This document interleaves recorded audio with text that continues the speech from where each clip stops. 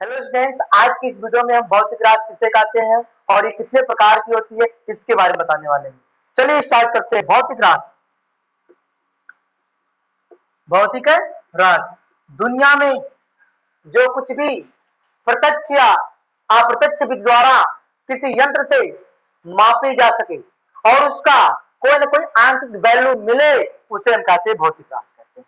दुनिया में जो कुछ भी प्रत्यक्ष या अप्रत्यक्ष विधि द्वारा किसी मापक यंत्र द्वारा मापे जा सके और उसका एक आंतरिक मान मिले, उसे हम क्या कहते हैं भौतिक राशि कहते हैं।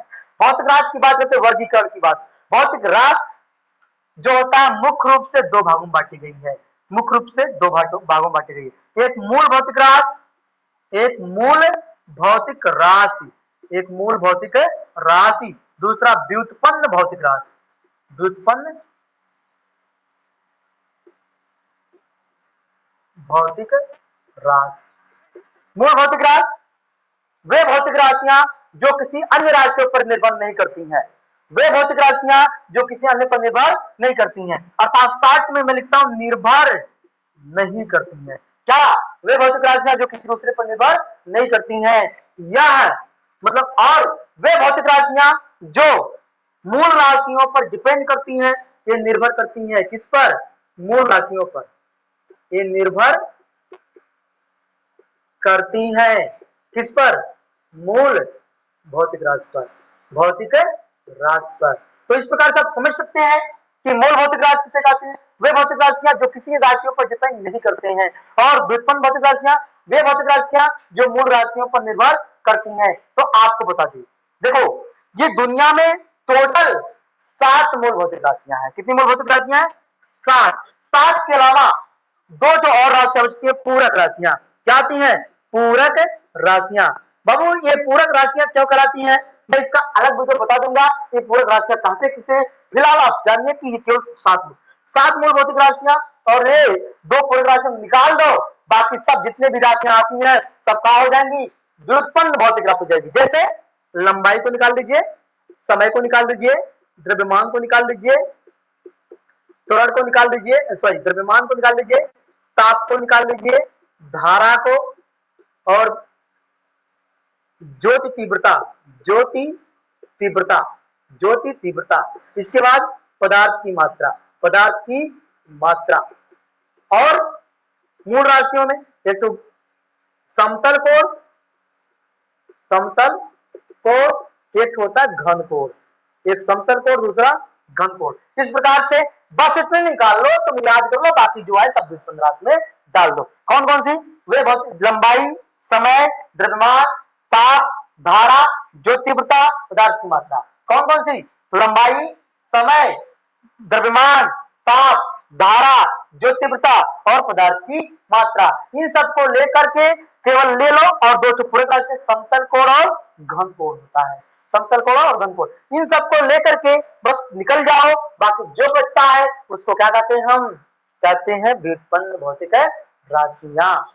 मूल भौतिक राशियों में आप कॉलम में लिख लीजिए और इसकी बीमा भी जान जाइए। मूल भौतिक राशियों की बीमा भी यहाँ पर सीख लीजिए। मूल भौतिक राशि, मूल भौतिक राशि कितनी होती है? देखिए तीनों याद रखिएगा। यहां पर मैं राशि लिखता हूं, यहां पर लिखता हूं मात्रक, यहां लिखता हूं इसका बीमा। बीमा किसे कहते हैं? बीमाएं वे घाते होती हैं, बीमाएं वे घाते होती हैं जो ये बताती हैं किसी भी भौतिक राशि में जो मूल राशि है कितनी बार सम्मिलित है। बीमाएं वे घाते होती हैं जो यह बताती हैं किसी भौतिक राशि में जो मूल राशियां कितनी बार सम्मिलित है। इस प्रकार से राशि में अगर द्रव्यमान की बात करें, द्रव्यमान, द्रव्यमान की देखिए जो मात्रक होता है इसका एमकेएस पद्धति में किलोग्राम। क्या होता है? किलोग्राम। और द्रव्यमान को इंग्लिश में क्या कहते हैं? मास। क्या कहते हैं? मास। इसकी बीमा क्या हो जाएगी? Capital M. द्रव्यमान को इंग्लिश में कहते हैं मास, इसलिए इसकी बीमा एम। इसके बाद आता है दूरी।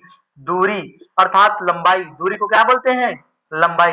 लंबाई का मात्रक क्या होता है? मीटर। लंबाई का मात्रक क्या होता है? मीटर होता है, मीटर।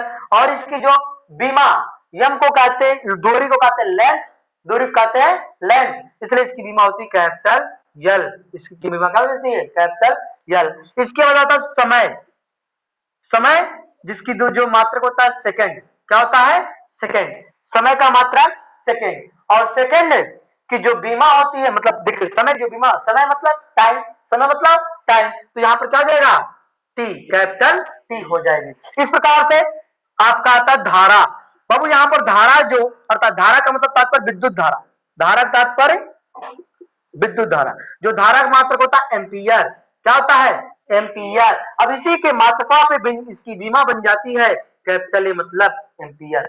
यहाँ पर तीन का अंग्रेजी, द्रव्यमान को मास, दूरी को लेंथ और समय को सेकेंड या कैपिटल, समय का मात्रक सेकेंड और समय को इंग्लिश में कहते हैं टाइम मतलब कैपिटल टी, और धारा का मात्रक होता है एम्पियर, क्या होता है, एम्पियर और कैपिटल ए।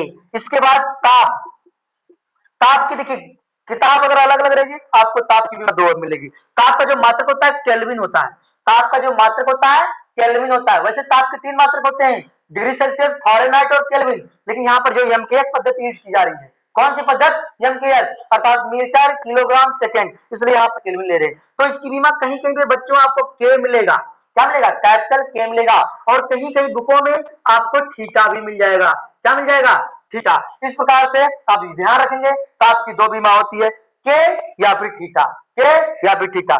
ज्योति तीव्रता, इस ताप की बीमा क्या होती है, के अर्थात थीटा। इसके बाद ज्योति तीव्रता, ज्योति तीव्रता, तीव्रता, ज्योति तीव्रता की जो मात्रक होता है कैंडेला, क्या होता है, कैंडेला, जो तीव्रता का मात्रक क्या होता है, कैंडेला, और इसकी जो बीमा लिखते हैं कैंडेला ही लिखते हैं, क्या लिखते हैं, कैंडेला लिखते हैं। इस प्रकार से अगली जो लास्ट सातवीं है, बहुत ये जो पदार्थ की मात्रा, पदार्थ की मात्रा, पदार्थ की मात्रा को मोल कहते हैं, क्या कहते हैं, मोल, और इसकी बीमा निकल कर आती है मोल आती है। इस प्रकार से याद रखिएगा ये 7 मोल भौतिक राशियां हैं, ये उनके मात्रक हैं और इनकी बीमाएं हैं। तो आगे इस समझ में आया बच्चों, एक बार फिर रिवाइज कर लेते हैं।